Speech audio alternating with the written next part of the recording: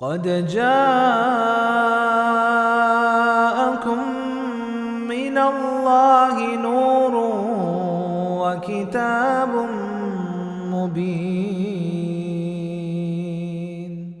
السلام علیکم ورحمۃ اللہ وبرکاتہ. الحمد للہ الذي اکرمنا بالاسلام وانعم علينا بنعمة الایمان وشرفنا باتباع خیر الانام والصلاة والسلام علی نبی العدنان اما بعد. ناظرین کرام، اللہ رب العزت نے انسان کو اپنی عبادت اور بندگی کے لیے پیدا کیا ہے. فرض نماز یہ بندگی کا فریضہ ہے، مگر نفلی نماز یہ بندگی کا ذوق اور قرب الہی کی جستجو ہے. فرض نماز یہ بندگی کی بنیاد ہے، مگر نفلی نماز یہ بندگی کا جمال ہے. فرض ذمہ داری ہے اور نفل یہ قرب الہی کی نشانی ہے.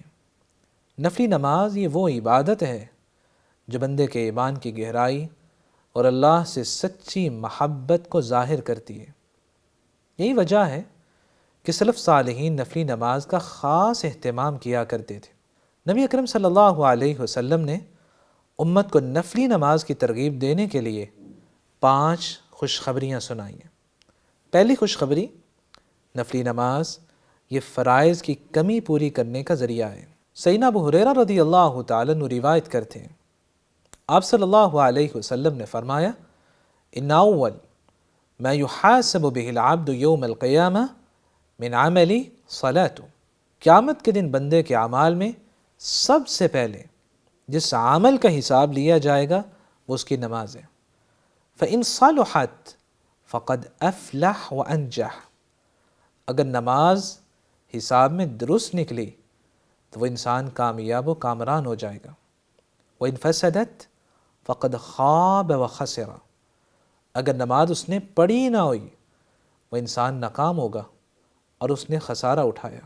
اگر فرضی نماز پڑھی تو ہے لیکن خشوع خضوع میں کمی رہ گئی تو اللہ رب العزت فرمائیں گے، حالانکہ اللہ کی ذات سب کچھ جانتی ہے، فرمائیں گے انظروا هل لعبدی من تطوع. دیکھو فرشتو، کیا میرے بندے کے پاس کچھ نفلی عبادات ہیں؟ فیکمل بها من تقص من الفریضہ. اگر اس کے پاس نوافل ہوں گے تو ان نوافل کے ذریعے فرائض کی کمی پوری کر دی جائے گی. یہاں سوچنے کی بات ہے، اگر بندے کے پاس نفلی نمازوں کا ذخیرہ ہی نہ ہوا، وہ صرف فرائض پر ہی گزارا کرتا رہا، تو پھر فرائض کی کمی کس سے پوری ہوگی؟ کیا ہم میں سے کوئی یہ دعویٰ کر سکتا ہے کہ اس کی ہر فرضی نماز پورے انہماک، مکمل خشوع خضوع اور تمام شرائط اور آداب کے ساتھ ہمیشہ ادا ہوتی ہے؟ جب ایسا دعویٰ نہیں کیا جا سکتا تو پھر نوافل کی پابندی کریں، ان کے ذریعے نیکیوں کا ذخیرہ بنائیں، اور یاد رکھیے وہ گھڑی بڑی سخت ہوگی جب ایک بندہ میدان محشر میں کھڑا اپنی فرض نمازوں کی کوتاہیوں پر شرمندہ ہو رہا ہوگا اور اس کے پاس نامہ اعمال میں نوافل کا ذخیرہ بھی نہیں ہوگا، تو پھر وہ آرزو کرے گا، کاش میں نے دنیا میں کچھ لمحے اپنے رب کے حضور نفلی نماز کے نکال لیے ہوتے. اس لیے فرائض کے ساتھ نوافل کا اہتمام کیجیے، یہ فرائض کی کمی پوری کرنے کا ذریعہ ہے. دوسری خوشخبری، نوافل کی پابندی یہ محبت الہی کا ذریعہ ہے. صحیح بخاری میں ابو ہریرہ رضی اللہ تعالیٰ عنہ روایت کرتے ہیں، اللہ کے رسول صلی اللہ علیہ وسلم نے فرمایا، ان اللہ قال، حدیث قدسی ہے، اللہ رب العزت فرماتے ہیں، وما يزال عبدی يتقرب الی بالنوافل حتی احبہ. میرا بندہ مسلسل نوافل کے ذریعے میرا قرب حاصل کرنے کی جستجو میں لگا رہتا ہے، یہاں تک کہ میں اس سے محبت کرنے لگتا ہوں. تو نوافل کی پابندی کرنے والے کو اللہ کی محبت مل جاتی ہے، اور جسے اللہ کی محبت مل جائے اس سے بڑی کوئی سعادت نہیں ہے. تیسری خوشخبری، نوافل کی پابندی یہ درجات کی بلندی، گناہوں کی معافی اور نیکیوں کے حصول کا ذریعہ ہے. عبادہ بن صامت رضی اللہ تعالیٰ عنہ روایت کرتے ہیں، اللہ کے رسول صلی اللہ علیہ وسلم نے فرمایا، ما من عبد یسجد للہ سجدہ جو بھی بندہ اللہ کی رضا کے لیے ایک سجدہ کرتا ہے، الا کتب اللہ لہ بہا حسنہ، اللہ اس کے بدلے ایک نیکی لکھ دیتے ہیں، ومحا عنہ بہا سیئہ، اس کی وجہ سے ایک گناہ مٹا دیتے ہیں، ورفع لہ بہا درجہ، اور اس ایک سجدے کی وجہ سے اللہ جنت میں ایک درجہ اور لیول بلند کر دیتے ہیں۔ ساتھ ہی آپ صلی اللہ علیہ وسلم نے فرمایا فاستکثروا من السجود، اس لیے تم کثرت سے سجدے کیا کرو، نفلی نماز پڑھا کرو۔ چوتھی خوشخبری، نوافل کی پابندی یہ جنت میں رسول ہاشمی کی رفاقت کا ذریعہ ہے۔ ربیعہ بن کعب اسلمی رضی اللہ تعالیٰ عنہ بیان کرتے، فرماتے ہیں کنت ابیت مع رسول اللہ صلی اللہ علیہ وسلم فأتیتہ بوضوئہ وحاجہ، میں رات کو رسول اقدس صلی اللہ علیہ وسلم کی خدمت میں رہا کرتا تھا اور آپ کے لیے وضو کا پانی اور دیگر ضروری چیزیں لایا کرتا تھا۔ ایک دن آپ نے مجھ سے فرمایا سلنی یا ربیعہ اعطک، ربیعہ کچھ مانگو، جو مانگنا چاہتے ہو میں تمہیں عطا کروں گا۔ میں نے آگے سے کہا اسألک مرافقتک فی الجنہ، اللہ کے رسول میں جنت میں آپ کی رفاقت ساتھ مانگتا ہوں۔ فرمایا او غیر ذالک، ربیعہ کیا اس کے علاوہ بھی کچھ اور چاہتے ہو؟ میں نے آگے سے کہا ہوا ذاک، اللہ کے رسول بس یہی آرزو ہے۔ ربیعہ بن کعب رضی اللہ تعالیٰ عنہ کہتے ہیں فصمت رسول اللہ صلی اللہ علیہ وسلم طویلا، یہ سن کر رسول اقدس صلی اللہ علیہ وسلم کافی دیر خاموش رہے، پھر فرمایا انی فاعل، میں ایسا ہی کروں گا، تمہاری یہ خواہش اللہ سے مانگوں گا، فاعنی علی نفسک بکثرت السجود، لیکن تم کثرت سے نفلی نماز پڑھا کرو۔ آج اگر ہم بھی جنت میں رسول ہاشمی کی رفاقت اور ساتھ چاہتے ہیں تو ہمیں اپنی نفلی نماز کی گنتی بڑھانی ہوگی۔ پانچویں خوشخبری، نفلی نماز گھر میں پڑھیں تو گھر میں خیر و برکت کا نزول ہوتا ہے۔ جابر رضی اللہ تعالیٰ عنہ بیان کرتے ہیں اللہ کے رسول صلی اللہ علیہ وسلم نے فرمایا اذا قضى احدكم الصلاة في مسجدی، جب تم میں سے کوئی مسجد میں اپنی فرضی نماز پوری کر لے فَلْيَجْعَلْ لِبَيْتِهِ نَصِيبًا مِنْ صَلَاتِهِ، اسے چاہیے اپنی نماز کا کچھ حصہ نوافل اور سنتیں اپنے گھر کے لیے بچا کے رکھے۔ فَإِنَّ اللَّهَ جَاعِلٌ فِي بَيْتِهِ مِنْ صَلَاتِ خَيْرًا، کیونکہ اللہ رب العزت اس کے گھر میں پڑھی گئی نماز کی برکت سے اس کے گھر میں خیر و برکت پیدا کر دیتے ہیں۔ اپنے گھروں میں خیر و برکت لانا چاہتے ہیں تو نفلی نماز گھر میں پڑھا کریں۔ آپ صلی اللہ علیہ وسلم نمازوں کی سنتیں بھی گھر میں پڑھا کرتے تھے، اور سنن نبی داود میں زید بن ثابت رضی اللہ تعالیٰ عنہ کی روایت گھر میں پڑھی جانے والی نماز کی ایک اور فضیلت بیان کرتی ہے۔ اللہ کے رسول صلی اللہ علیہ وسلم نے فرمایا صلاة المرء فی بیتی افضل من صلاتی فی مسجدی ھذا الا المکتوبہ، کسی شخص کا فرضی نماز کے علاوہ اپنے گھر میں نفلی نماز پڑھنا میری اس مسجد نبوی میں نماز پڑھنے سے زیادہ افضل ہے۔ ایک شخص مسجد نبوی میں نفلی نماز ادا کرتا ہے اور دوسرا اپنے گھر میں ادا کرتا ہے۔ حدیث مبارکہ کی روشنی میں نفلی نماز گھر میں پڑھنے والا اللہ کے ہاں زیادہ فضیلت اور اجر کا باعث ہے۔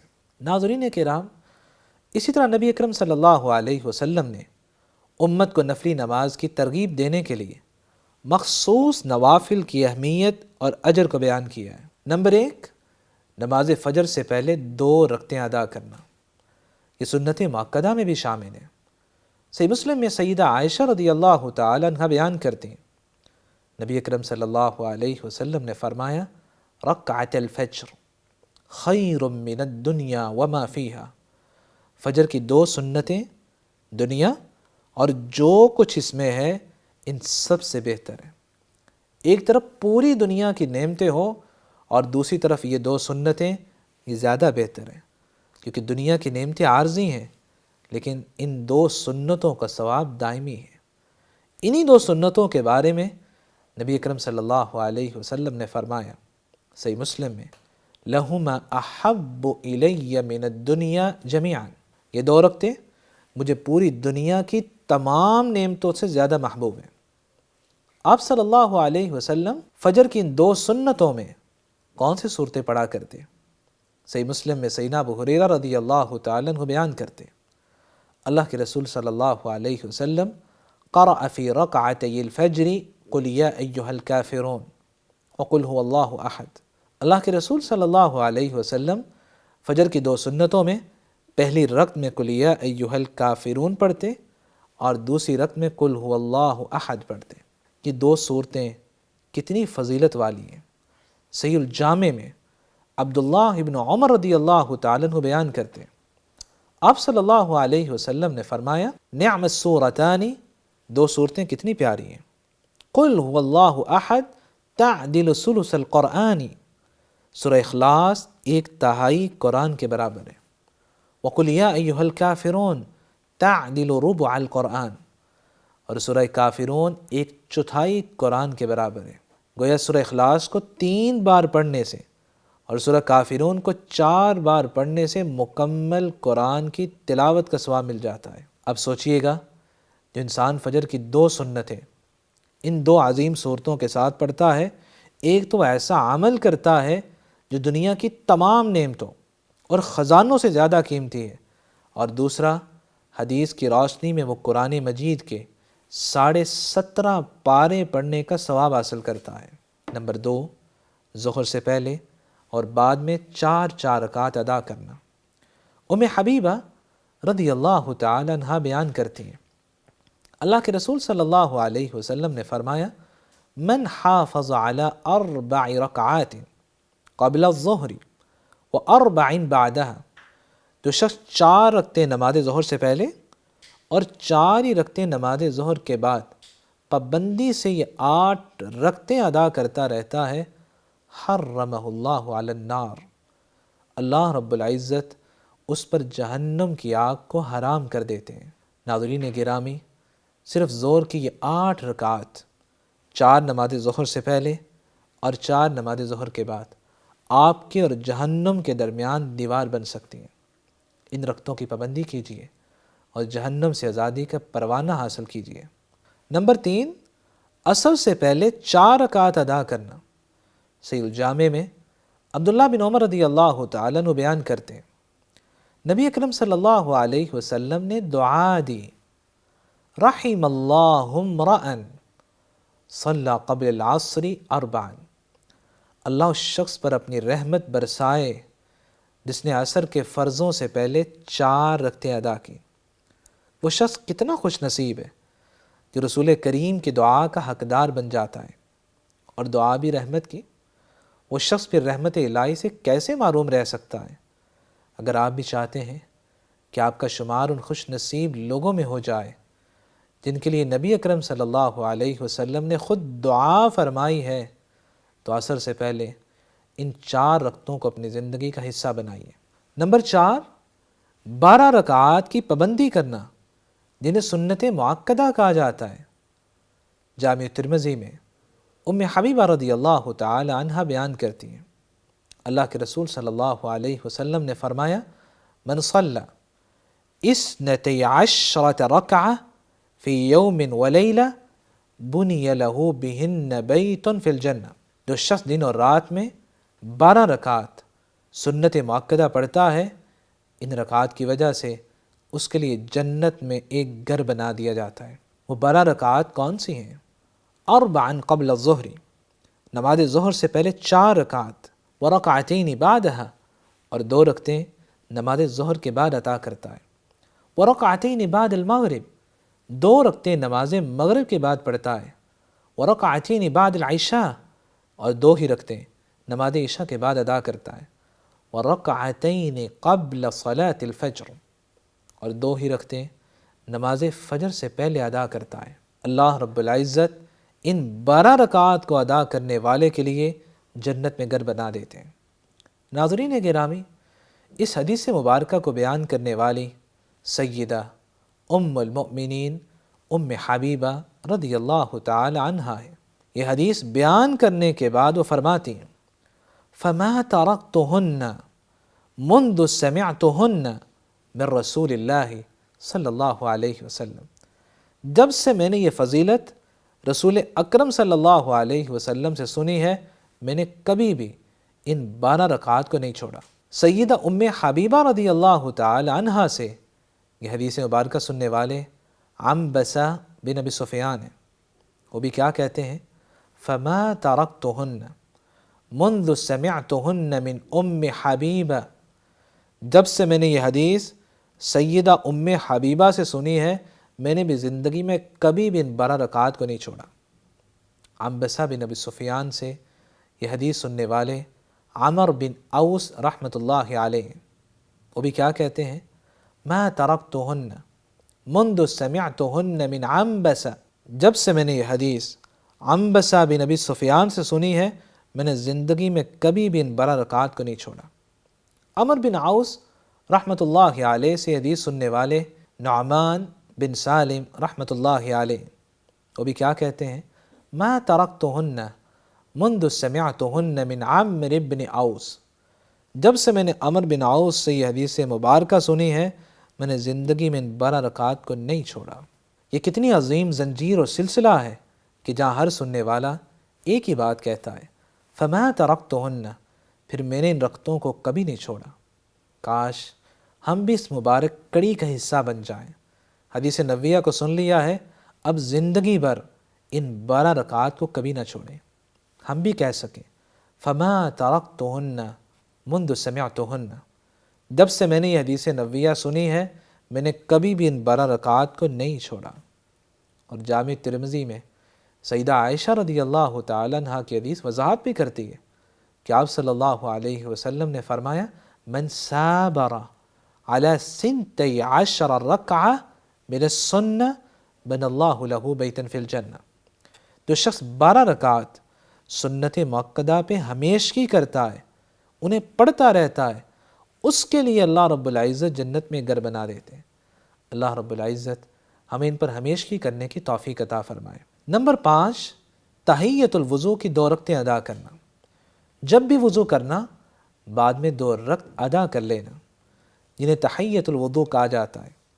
نبی اکرم صلی اللہ علیہ وسلم نے اس شخص کے لیے 3 انعامات کی خوشخبری دی ہے جو تحیۃ الوضو کی 2 رکعتیں ادا کر لیتا ہے۔ پہلا انعام، گزشتہ زندگی کے سارے گناہ معاف ہو جاتے ہیں۔ صحیح بخاری اور مسلم میں سیدنا عثمان رضی اللہ تعالیٰ عنہ بیان کرتے ہیں، نبی اکرم صلی اللہ علیہ وسلم نے وضو کر کے دکھایا، پھر فرمایا من توضأ نحو وضوء ھذا، جو شخص میرے وضو کی طرح سنت کے مطابق وضو کرتا ہے، ثم صلی رکعتین، پھر وہ 2 رکعتیں تحیۃ الوضو کی ادا کرتا ہے، اس طرح لا یحدث فیہما نفس فیہما بشیء، کہ نماز کے دوران کوئی دنیاوی خیال نہیں لاتا بلکہ مکمل یکسوئی سے 2 رکعتیں ادا کرتا ہے، اللہ کتنا اجر عطا کرتے ہیں۔ غفر اللہ لہ ما تقدم من ذنبی، اللہ رب العزت اس کے تمام پچھلے گناہ معاف کر دیتے ہیں۔ دوسرا انعام، وہ یوں گناہوں سے پاک ہو جاتا ہے جیسے آج ہی دنیا میں آیا ہے۔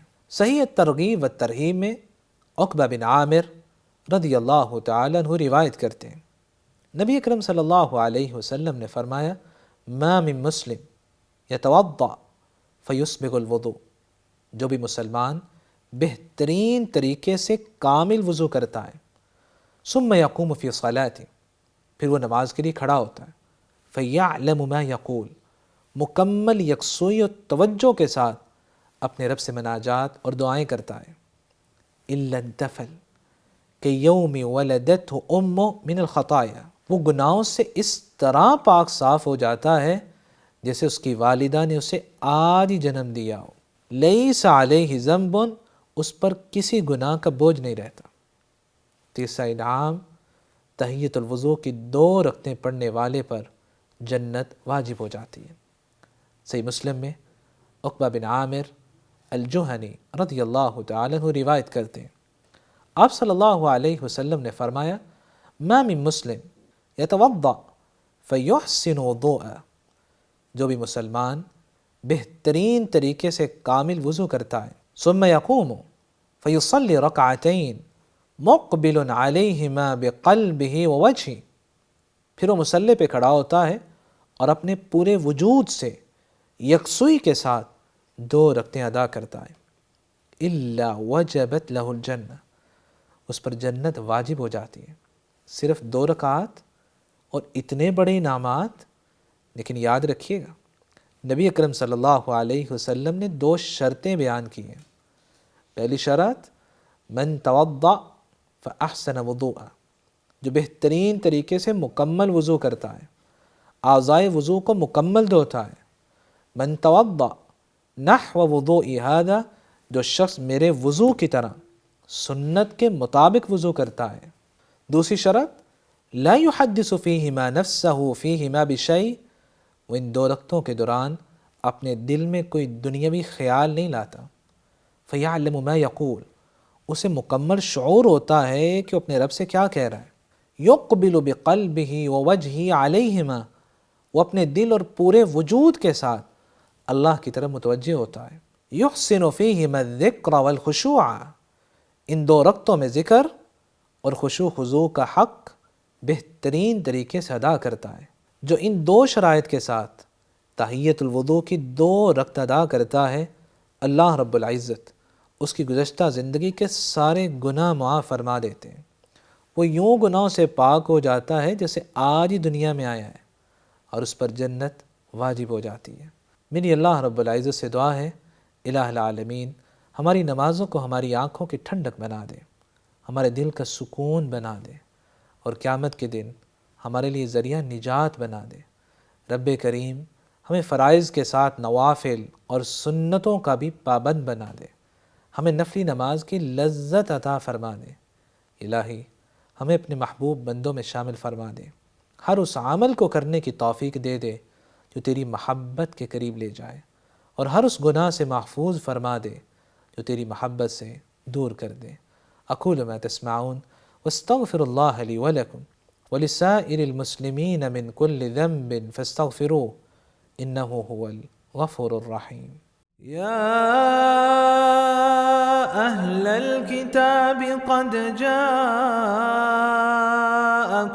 رسولنا يبين لكم كثيرا مما كنتم تخفون من الكتاب ويعفو عن كثير. قد جاءكم